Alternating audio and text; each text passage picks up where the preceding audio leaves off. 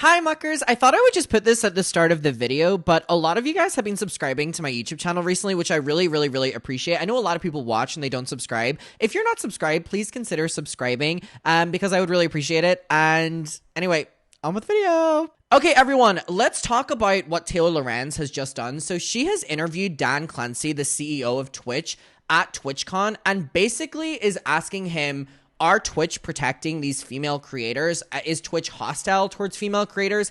And this is so important to be pushing the management, specifically the CEO of Twitch, on, considering that the handlement of the Emiru situation at the meet and greet was absolutely horrible. It was horrible, the preparation before it, where the security was not locked in. During it, security didn't respond. And then after it, they're allowing him to just walk free, and their response on social media being completely contradictory towards what Emiru told us actually happened. Terrible all around. Terrible all around, okay? So anyways, we are going to get to this Taylor Lorenz interview with Dan Clancy, basically about his relations towards protecting the women creators on the platform. But before that, let's get some atmosphere in here. Come on. We'll get some atmosphere in here. Yes. Yes. Yes. Yeah, look at that. Talk about atmosphere. Talk about atmosphere. I'm giving you quality. I'm giving you an experience. It's amazing, right? You've never seen such high You've never seen such high production like this. Yeah, literally, Alexa Nicholas. How do you make your rent, Adam? Oh my god! Hello. Anyways, now that we've got the atmosphere, and hopefully my fire alarm doesn't go off, let's get to Taylor Lorenz interviewing Dan Clancy, the CEO of Twitch. A lot of their rise has come because they just literally will create hundreds of clips from a single stream, often posting them while the stream is still live. Oh, we get a little beat. Live streaming becomes an increasingly dominant form of entertainment, Twitch is at a crossroads. On one hand, the platform is an undeniable powerhouse in the live streaming space. It has evolved from a primarily desktop streaming platform to a mobile streaming app that facilitates hours of just chatting and IRL streams. Soon, you'll even be able to stream to Twitch via Meta's AI Ray-Ban smart glasses. But not everything is rosy. The platform has struggled to effectively monetize, monthly usage has fallen off since 2020 peaks, and it's facing increased competition from TikTok Live and YouTube. The culture on Twitch has also been called toxic and hostile for women creators. Yep. Dan Clancy is the CEO of Twitch, and it's his job to navigate these choppy waters. He sat down with me this weekend at TwitchCon to discuss how Twitch is evolving, its broader role in the creator economy over the next 10 years, increased competition from Hollywood, and how he thinks about balancing streamers' creative freedom with safety concerns. Here's our interview. Dan, thanks so much for chatting with me. Great to meet you. Also, huge thank you to Stream Elements for setting all of this up. Oh, nice. I could not get it set up myself. First of all, I want to ask you, how would you define Twitch's mission in 2025? I think our mission in 2025 is more relevant than ever, and it fits, as we talk. Does he have to be wearing that fuck-ass hat? Is that important for the fit? The Twitch shirt matched with the cowboy hat? Adam looks like he's in a burning house. What do you mean? It looks like we're in a beautiful concert. He always has some fuck-ass hat on. Talk about creating belonging through our streamers and the communities they create. I often talk about how, in many ways, social media has become antisocial. Sitting and swiping in your phone doesn't connect you to people, and I think that's one reason why we've seen this enthusiasm around Twitch, because I think people more than ever are looking for authentic connections with both other people, but also with the people, in this creator economy. There's a distance when you're just watching something on, a short form platform, and there's an authenticity that, you can't hide when you stream. And so I think it's really going to the roots of what has made the foundation of Twitch, which is really community. I feel like every app has been entering the live streaming space lately. I mean, obviously TikTok's been investing so heavily in live. We've got Substack Live now even. We're also seeing a lot more multi-streaming, right? Which is, sort of becoming more of a thing. How do you think Twitch differentiates itself in this increasingly crowded live streaming market? Now that's all, everybody building a live. Guys, I'm curious, how many of you watch IRL streams? The coughing is crazy. How many of you watch IRL streams? Because for me, I can't watch IRL streams without panicking. I just immediately panic that I'm going to witness something bad happen. Whenever I was at VidCon and I was with Harry, Average Harry, and he was IRL streaming, anytime I hung out with him, he was streaming where we were and walking around, and even that scared me. I don't know if I could do it. I really don't know if I could do it. Live streaming, it's actually been happening for quite some time. There was a period when YouTube, part of Google, Facebook, and Microsoft were all coming after Twitch. They were all doing big contracts to recruit our top streamers, and Twitch stayed on top. Mixer shut down. Facebook just sunsetted their live streaming, Facebook Live. It's still a valuable part of YouTube. And as you said, not TikTok's Facebook Live. But I think the reason we were able to stay where we were during that period is the same reason why now I actually think it's good for us. Twitch is a community-centric live streaming app, and we focus on live streaming. And it's really important that the way you get a sense of community is that shared experience together, and that requires people to pull up and share and stay for a while. If you're watching live streaming on one of the other platforms, if you take TikTok, you watch it, you've been programmed that if you get a little bored, your mind just says, come on, swipe. Let's see what's next, right? If you're watching a YouTube video live and you get a little bored, your eyes glance to the bottom right. I was joking once with T-Pain, and I said, do you know who your big competition is on YouTube? It's this guy named T-Pain. He makes really good VODs, and someone's watching you live and your eye just drifts. Because again, you're programmed whenever you're watching a video, when you're watching VODs, to look to the bottom right. And so then you don't get that sense of community. And so I always say if oh my God, wait. I have never realized how much Twitch is optimized for you to focus on the creator at hand. Whoa, I truly have not thought about that before. TikTok, it literally is just like a scroll. Sometimes it will even auto-scroll for you. YouTube as well. Wow, I've never thought about that.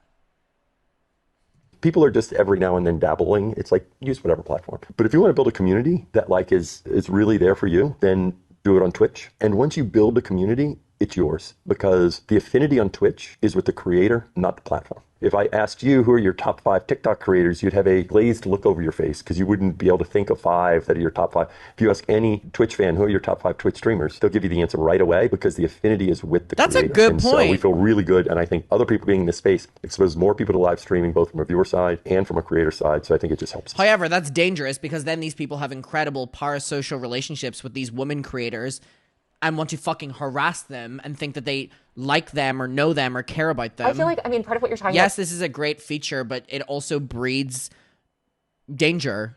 TikTok and YouTube, though, is the discovery aspect. And those platforms have succeeded so successfully in discovery. What are you doing from a Twitch standpoint in terms of boosting discovery? Are you leaning into more algorithmic recommendations? Like, what are you doing to ensure that new streamers can find their audiences and build that community? Yeah, so part of this is so many platforms, they just look at themselves when they view the world, and it just makes no sense. You need to think of yourself in a broader ecosystem and don't just stare at yourself. And everybody wants to say, well, I want everybody to do everything on my app. That's not what the user wants. So we absolutely are focusing on things for discovery on our app. But the difference you're talking about is more a difference of short form versus long form. And short form content, if on TikTok you might see 2,000 creators in a week. Yeah. On YouTube you might see 500. On Twitch you might see 10. And so the thing that creates the community on Twitch, the fact that you stay on the live stream in a long form experience, is the thing that makes discovery hard. So we absolutely are investing in helping people create clips, but we're very clear we don't want to be a short form content. We are a live platform. That's why you get community. So we're investing for our platform, but a big part is also getting people to take their content from cool stuff that happens on Twitch, post it on other platforms, because you want your content to find your audience. And that's no different if you create a podcast, right? And you distribute your podcast through various different platforms, but then you create shorts that you'll put on TikTok. Correlation between Twitch and parasocial. I would argue that Twitch breeds the most parasocial out of any social media, if you think about it. Because if I think about it, I could list the people that I know on Twitch, and I could list the people that I watch on a daily basis on Twitch, but I probably couldn't list who I watch on a daily basis on TikTok. I don't think there's any creator that I actually explicitly open TikTok to watch. If their video shows up, then great. I like you. The Dream SMP era was rough. When I'm, obviously because I know all of them now, when I talk to them about the era of them all streaming at the same time, and there's like 20 of them and they're all competing side by side, it's crazy. And I don't know how much y'all know, but these bitches be telling me it was competitive. And obviously they're all pretending to be friends, but they're obviously fighting for viewers.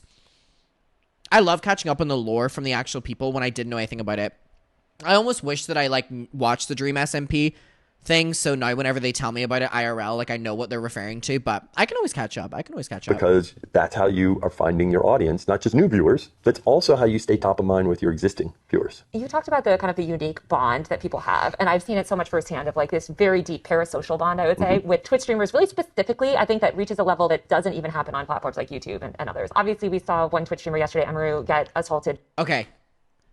I really am interested to see how he addresses this. by a male fan. And a lot of streamers have, especially female streamers, have talked about, the danger that they feel from these sort of toxic, I guess, parasocial kind of creeps. What are you guys doing to prioritize safety? Because I know also a bunch of Twitch content creators said that they were too scared to even come to TwitchCon this year, just in case something like what happened yesterday would happen. Yeah. I'm so glad she brought up that point.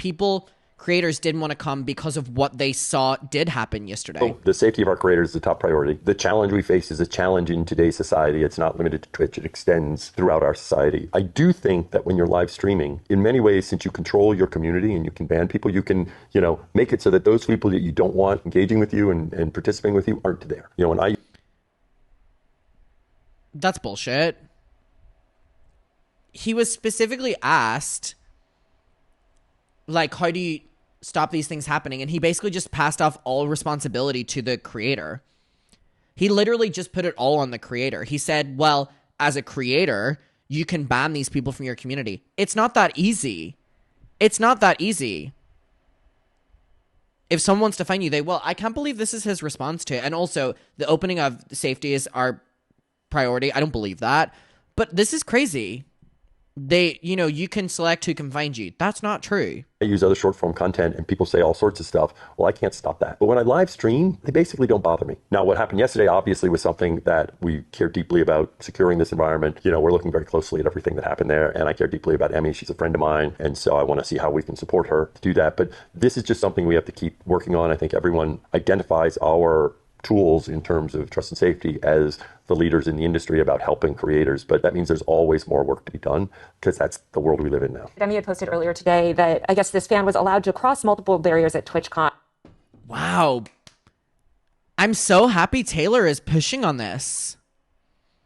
I'm really happy Taylor is pushing on this. And why should, streamers trust Twitch to keep them safe at TwitchCon? Because I feel like simultaneously this has been such a secure event to the point that even journalists have had struggled. It is very secure. But, here's this man that just walks up and is somehow able to bypass all these things. So why should they trust the platform when slip-ups or, issues like this have happened? Right. Well, Sorry, that is a great fucking question. The fact that she put it to Twitch CEO's face, why should we protect you if these things can still happen? As you know, I think you toured some of what we do in terms of security. The reality is, even as you do a lot in terms of security in today's world, there are challenges that can present themselves, especially when someone is putting themselves out there, right? And so, we try to work very closely with each. When he says putting themselves out there, is he referring to the man or is he referring to Emmy? Because if he's referring to Emmy there, he literally is almost blaming Emmy for this happening. This is about Emmy. He's literally blaming Emmy, by the way. He said when you put yourself out there, your event exists because of people like her. Each creator about what they want to do and what works for them. So I don't want to get into any, specifics or details, but part of that is working with creators and, trying to find them. Right now, we're definitely, ramping it up to make sure creators know that we have the resources there to help them figure out what's right for them. We've also seen this. Well, I don't know if that's true because Emmy has literally spoken about the fact that they didn't do anything and it was her manager having to push them to do things and that he walked free after. So I see that as bullshit. Record assault on free speech by the Trump administration and efforts to increasingly target online speech, obviously targeting platforms like yours. What are you doing to protect freedom of expression on the internet? The good news is so far, I think we already were in a slightly different place. We have a set of community guidelines that focus not on what you say, but how you say it. Okay. And we're very serious about trying to figure out how to apply those consistently across. And so far, we have not had any challenges in terms of the areas you're talking about. I think that's in part because, we've always been sort of balanced in terms of that. And I think there's something about live that makes it, less prone to some of the challenges that happen on other platforms. They tried to, for some reason, involve you guys in the Charlie Kirk stuff, wanted to haul you in front of Congress. I think that hearing is sort of indefinitely postponed. But are you doing anything to sort of proactively ensure that you can sort of protect the people on your platform from government pressures around speech? Yeah. Wow. Taylor with the questions. Damn. She's really good with the questions. The interesting thing is, as you talk about proactively do it, the biggest thing is you need to be ready to respond when there's a challenge, right? So we are, if that happens, again, it hasn't happened. I think people express a wide range of views on the platform and there hasn't been a big issue there, but we're ready if something does, challenge us. Why do you think that you guys got dragged into that when it was like sort of following the Charlie Kirk shooting? Didn't seem to be any connection. There's no connection. I think it's purely what I'll call is company association. They need some number of N people. If you did a cluster of companies that, end up having users that overlap. You had Reddit and Discord and Steam, and you say, tell me the fourth company. And you can't mention one of the big ones because you have to have balance. You can't mention X or Facebook or YouTube. Then it's like, well, what's the fourth? So it's proximity. I don't think, to me, I'm not that worried about it because I think, he had no experience. We do not have this problem of radicalization on Twitch. It's a public forum. We don't have these private groups. One way to think of it is if you really view this from a honest and sincere perspective, these things are trying to get information. And to be honest, they probably don't know that much about Twitch. Yeah. Right? They're not Twitch users. So I feel really good that we have in terms of them trying to understand this landscape. They'll realize, oh, Twitch doesn't really fit with these other ones. Yeah. I mean, I feel like we're talking about a group of lawmakers that probably don't know how to turn their computers on. So I don't know how familiar they are with Twitch. I mean, it seems like a lot of people in Congress are certainly familiar with figures like Hassan Piker, who was brought up at the mayoral debate for some God knows reason why. And I'm curious, like when you look at top talent and also efforts to deplatform top talent, especially from not just from the government, but these really intense like pressure campaigns that come from sort of like other big voices online. Damn, these are great to questions. Deplatform, censor people. How do you guys navigate that as a platform, and what do you do to ensure that big creators can continue to remain on Twitch? Because we've seen other platforms cave to public pressure to deplatform their own creators. Right. I think a big part of it is having a clear North Star. Like you need to understand what your policy is and what you think is right, and then you need to be willing to just consistently apply it. The reality is in today's social media world, no matter what you do, there will be those people who want to attack you in some. So you can't make decisions to avoid any type of, backlash from some vocal group. No matter what decision you make, you're going to have that. So given that, you can't do it by trying to avoid or ban or whatever, right? You just have to say, okay, what do we think is right for our platform? And then just stick to your guns. And over time, that's going to make sure you can continue what you're doing. Because as you say, it's important for our creators to feel like we're going to consistently apply these things. Yeah, I mean, I feel like that is so well and good, and obviously I agree with you, but then it's really hard, and I empathize with executives going through this when you are in the midst of those campaigns and people are calling your advertisers, right, or targeting these people, like, to really hold firm. And I'm curious, has it ever been difficult to navigate that, especially with Amazon as a sort of a parent? But why don't you do something at all? Well, he's specifically saying here that they're not going to cave to hate campaigns and deplatforming people, which is a good thing. Because they were specifically referencing, like, Hassan there. You know what I mean? Does someone get deplatformed just because they have huge hate followings? I agree with what he's saying there. Parent company as well. Well, I mean, I think Amazon's been very supportive. Some of this is you just got to play the long game. That's one thing I have to do. $970 million in cash. And you just need to look forward and realize, nope, keep going, play the long game. This is the world we live in now. Yeah. Speaking of Amazon, Twitch sort of started out, or was acquired a long time ago, right, as sort of build out Amazon Gaming. It's sort of gone through like all these different iterations. I'm curious, I think Twitch has had 4 years of declining users, struggling to make a profit. How should creators feel about the future of Twitch? And, Amazon is have you ever worried, I guess, that they're concerned about the fact that Twitch isn't growing or that it's not meeting their ultimate goals? Whoa! I can't believe these questions. She basically just said, your platform is flopping. Whoa, Taylor. So I'd say the one part, as you're saying, that I would disagree with in terms of when you say struggling to make a profit. Okay. Ultimately, the question is, do we have a sustainable business that works? Part of what we've been doing is looking really closely at how we run the business, right? We used to have a different approach in terms of doing these contracts with creators that were expensive, and we made a number of, Oh my God, I used to have a contract with them. It was an accelerator program. They paid me like a couple $1,000 a month to stream. They don't do that anymore, though. Wow, that was nice, though. Choices with like Korea, which was not something that because of the streaming costs. And actually, I feel very good about where our business is right now. In terms of what I'll call is the sustainability. We don't talk about where we're at now in terms of profitability is this one point in time. Really, what you want to do is understand, does our business work? When you look at the cost of content, the cost of streaming, the cost of running the service, we've slimmed down our organization. So I feel actually extremely good about the health of the business. In fact, we've been doing very well in terms of the health of the business, continuing to ensure it's sustainable. Average CEO talk. With the broader dynamics after COVID. But it's interesting, and I don't have it right here. When I look at the curve of our usage, if you just ignore these peaks during COVID, you still see this pattern like this, right? If you drew a line. Also, I mean, in his defense there, that is a fair point. I mean, you really can compare social media, viewership to COVID times because everyone was locked indoors with nothing to do. And compare streamers that were blowing up during COVID, compare their viewership now. People have lives. They have jobs. You know what I mean? Line from what was happening before COVID. So you're talking to where about we are 2020, right basically. So 2020 right. was If you look at 2016, if you look at it 2016, 17, 18, 19, and then you look here, you see what's a line. It's just it happened to do this.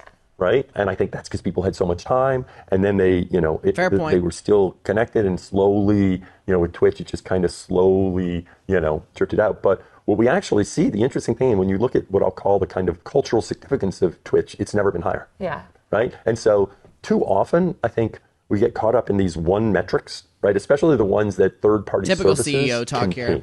Yeah. Third-party services don't see how much money our creators are making. Yeah. That's not in our API. And by the way, third-party services... Her correcting him because COVID still exists. One thing Taylor Lorenz is going to do is that. They don't actually... They're actually estimating based upon, like, when we eliminate viewbots, third-party services detect that as viewership going down. It's like, no, viewership didn't go down. Our internal metrics were never... Well, also, I disagree with him here because we're seeing a rise of people that just don't lurk and watch but don't comment, not being counted as viewers, and we're seeing a huge rise of that. So I don't necessarily agree with his point there about view botting and stuff like that, because we're seeing actual viewers be discounted because they're not typing. That has been a truly proven thing. Dealing with these viewbots. It's just you were dealing with them. And now we eliminate them. So now you infer this, and it's like, no. But I also do believe that big creators were viewbotting to some degree. I'm not denying that. Don't have fewer people. Creators' revenues had not gone down. So it's a noisy signal when you look at that. But if you think from a cultural impact, it's never been bigger. I would agree with that. I recently wrote actually about this in the Hollywood Reporter about kind of the impact of live. And it seems like live is this ascendant format. At the same time, we're entering this new era of social media, though, that is so AI driven. And it seems like this era of mass broadcast social maybe is also sort of more declining. People are not so interested in posting publicly to everyone all the time. There's the rise of private social platforms. So I'm curious how you think about that cultural relevance and building that cultural relevance and maintaining that cultural relevance into the next decade as we have the rise of all these new sort of synthetic, forms of media. Well, of course, you never know how these things evolve. And I think any business is prone to see the positives as they think through these futures. Shout out to my lurkers, because I'm a lurker too. Shout out to the bitches that engage, but also shout out to the lurkers. I love you and I see you. Yeah, but it's good for me, right? That's just it. But I honestly do think, in terms of what makes us tick as human beings, we evolved to seek community. That's how we survived. And every part of our being is designed to connect with other people. And there are these things that hack that and give the impression of that. But an AI bot is not connecting with another person. It isn't. And so, for example, whenever people... Do you know, I do agree with him. We're in this AI bubble right now, and AI is everything to people. But I do believe that at a certain stage, people are really going to long for just community again, or at least I hope. I want the AI bubble to burst so fucking bad. People talk about AI and Twitch. I'm like, I'm not worried about AI bots taking over Twitch. If all I'm looking at is a photo, I didn't actually have there's a photo on Instagram. That's actually not a real connection. It's a two-dimensional photograph, right? And so, the two-dimensional photograph, that maybe AI, takes over two-dimensional photograph. But I will say we are four-dimensional people, because obviously we live in three-dimensional space, but in fact, all the emotion, everything else about who we are and how we change. And so I actually think with all those changes, it's almost like it fits perfectly, because more and more people are going to be yearning for some type of authenticity in their lives. People yearn. With other people. One thing that I've noticed a lot is Twitch is very male-oriented. It seems like there's a lot of male creators. When I spend time in more female-oriented, live stream spaces, the Like to Know It app, has this live stream space. TikTok Shop is huge. How do you think about cultivating that female creator viewership? And are you thinking live streaming shopping is so popular, and it is really popular, and especially with the women lifestyle influencers? I have a question. How many of you bitches shop on these apps? How many of you bitches use TikTok Shop? I'm curious. I'm not shaming. I don't use it just because I don't use TikTok to shop. You know what I mean? I'm using it to play videos. I don't care how much they integrate it. Overwhelmingly no. I don't think I've ever bought a single thing from the TikTok Shop. Leaning into that at all, or experimenting in those spaces? I don't know the exact stats, and Buzzbee can get them, but more and more in terms of our viewer base, it's more and more women, right? Same thing in terms of streaming. You look right now on the trip up here where you've got Cinna and Extra Emily and Emmy and Bonnie doing a trip together. There's just lots of women that are doing well in streaming. It is the fact that sometimes pure hours watched, gaming generates a lot of bulk in hours watched, right? And it's probably the case that many of these women streamers are really diversifying. They tend to be variety streamers. One thing that I've said broadly about our platform, we have evolved from being entertaining gamers to entertainers that game. And so I think sometimes the metrics can be a little misleading, because it is the fact that there is some that can be, where I'm pretty sure my dad loves TikTok still Shop. Can generate a lot of hours watched. But if you look at the clips on Twitch, and I don't have this, suppose I was able to measure third-party clip viewership on Twitch. I think you would see a lot of third-party clip viewership of women streamers. We see that we have an effort bringing over lots of folks that have been building on other platforms, YouTube, TikTok, Instagram, and a lot of women streamers there. So I do think that as live streaming evolves, interestingly, I think it's better suited for women streamers and viewers. That kind of community connection is... That's all well and good if he's saying that, you know, it's like optimized for like women streamers and stuff. But if you're going to do events where you bring them to it, I think you have a responsibility to protect them to the fullest. Specifically them, because they're the ones dealing with the craziest of crazy. Is a role that often women have played in our society, right? And when you think of other, other shows, other things, I think live streaming fits well for that. Well, the content creator industry. Was he talking about entertaining? Is female dominated and was built by women and continues and to. community. Sorry, social media being woman dominated. I was wondering what he was trying to say. In other words, this kind of desire for community is something that is very. Thank God Taylor steered him in the right way there. Fits very naturally. Yeah. So I see as we continue to evolve kind of more broadly, I see women playing a bigger and bigger role. You bring up shopping. It's something we're always keeping an eye on. Obviously, it's really big in China. Amazon has a live shopping which a lot experience. of female influencers are on and have found huge success.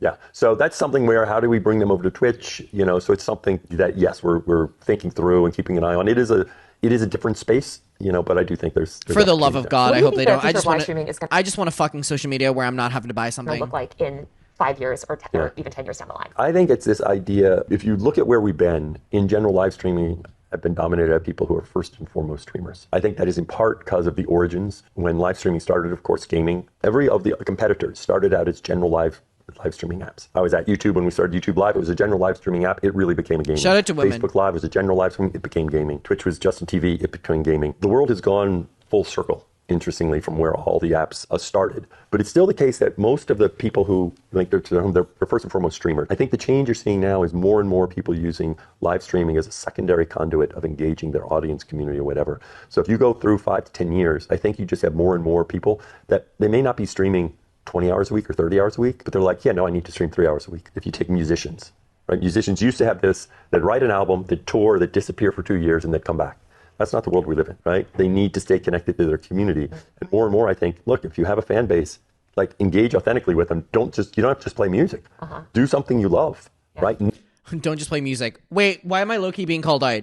Hey, we do topics, if you're watching on Twitch, we do topics and then we play a song or two. We give you a little bit of both. What happens if I just want to DJ in between?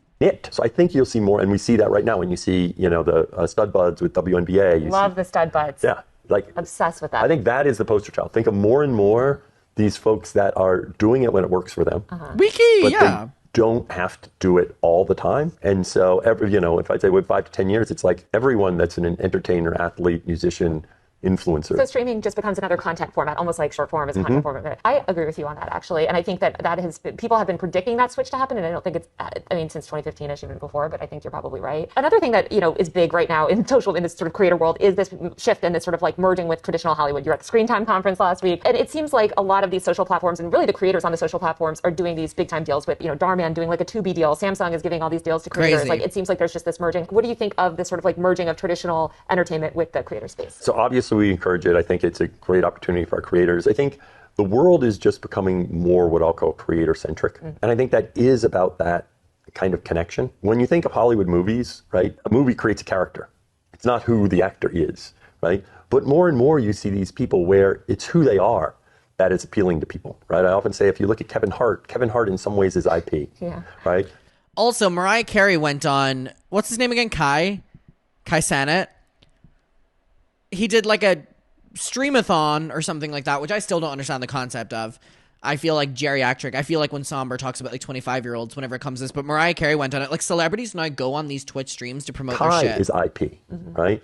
And the world is moving more and more where people want connection to and by creator, that includes actor, right? That's a good point. People yearn for parasocial. And you see that by now having these creators now having these vehicles, but these vehicles are usually focused on them. They aren't really actors taking on some other character. Yeah. They are who they are. That's a good point. I never thought about that. Really, the rise of podcasting is the rise of the creator economy. Anyone who has a podcast, it's a creator-centric, it's premium UGC content. Which we're seeing these podcasts now, moving to Netflix and et cetera. And also we see a lot more. I feel like one thing that's shifted in the past few years on Twitch is this more structured programming, like Streamer University or something like really like. Did I fuck that up? God, I just can't say shit. He's doing so much in his like subathons and stuff. Could you see something like that, like getting that content on literally, Chloe? Absolutely. I think all these things. Streamer meaning like Netflix platform. I know. Absolutely. I think all these things are kind of blending and merging. And we used to have this concept of premium and UGC as phrases. The way I describe it is there's a parameter, which is how many human hours go into create an hour of content. So if you create a podcast, it might be 50. Okay. Somebody showing up, waking up, turning on their computer and starting to game, it might be 1.01 because they just gamed, they stopped, they're done, they're the only one. Avatar the movie, it might be 100,000. I don't know what it is,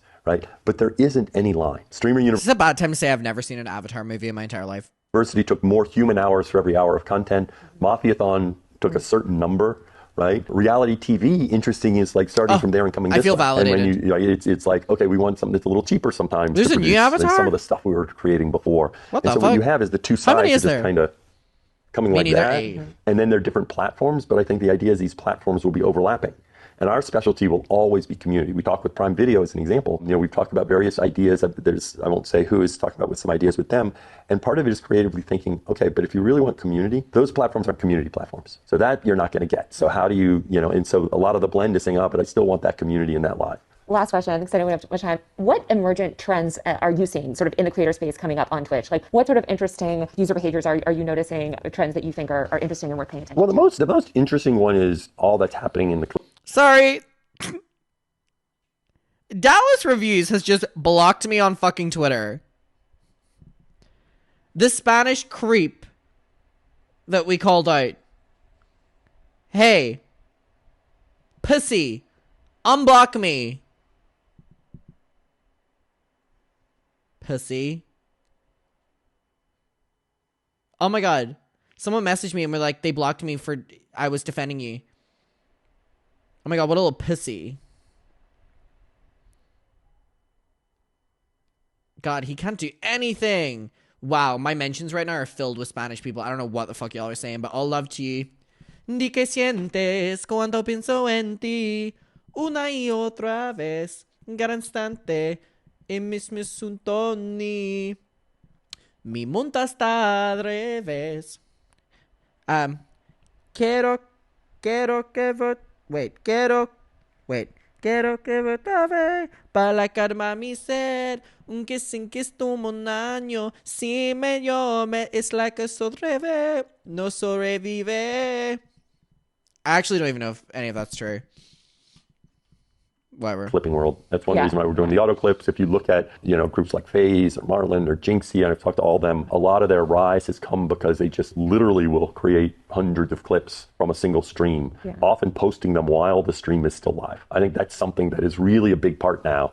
And that's one reason why we're investing to make it easier, not just for big creators, but medium and small creators to do that. The clipping People love is clips. Really insane. It is wild. There's all these clipping agencies and everything. Dan, thank you so much for your time. All right. Wow. Shout out to Taylor. That was a great interview, and she pressed him on some really, really, really great points. I think that he's downplaying the responsibility that the platform Twitch have, and I really don't respect how he is basically saying that as a creator, you put yourself out there, because if you're making money as the CEO of TwitchCon and these people aren't even being protected, whether you say it's your highest priority, you are failing them. And at the end of the day, they are bringing people to your platform, and you've got to start respecting them. So there were good points and there were bad points. But the good thing about this was Taylor pressed him on points and made great arguments. And we'll leave it there.